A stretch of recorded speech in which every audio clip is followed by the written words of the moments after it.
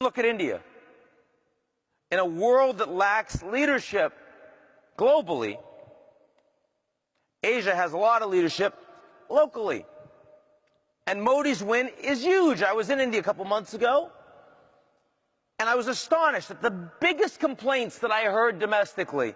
I heard that Modi's traveling too much, spreading himself too thin, not able to follow up as much as people had hoped.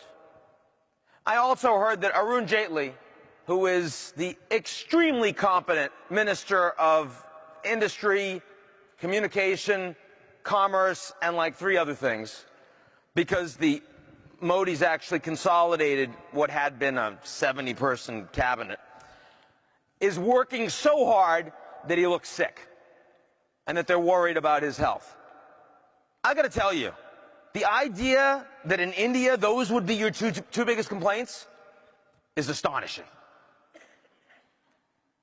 Right? I mean, this is a country that never had leadership of a party, and now you have Modi that actually controls the BJP. This is a government that actually shows up for work. This is a government that actually isn't corrupt. Truly isn't corrupt. That's astonishing in India. Now, don't get me wrong. The place is decentralized. It's going to take a long time. But you have a good 9 chief ministers of key provinces along the Western Industrial Corridor. So it's Maharashtra, it's Modi's own historic Gujarat. You look at Hyderabad, you look at Bangalore, and these are places that are aligned with Modi, and they are implementing policy, and they are going to take off. And that's exciting, because India has been such a disaster story for decades. So you look at major economies in Asia, and despite all of these geopolitical tensions, it actually looks pretty good in the near term. Now, I do believe that longer term, India's rise will make it very clear that it's the China-India conflict that we have to worry about, not China-Japan. Because the Japanese are not going to build a meaningful military. Their population is shrinking.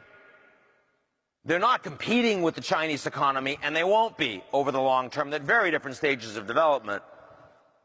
They just hate each other historically. But India-China, if India is actually getting their game on, when you see Modi going to Vietnam and saying, we'd really like some blocks for exploration for energy, and in return we're going to sell you a bunch of Coast Guard vessels so that you can deal with the Chinese more effectively in the South China Sea, that long-term poses a serious problem. But not today, not 2015, not 2016. So Asia geopolitically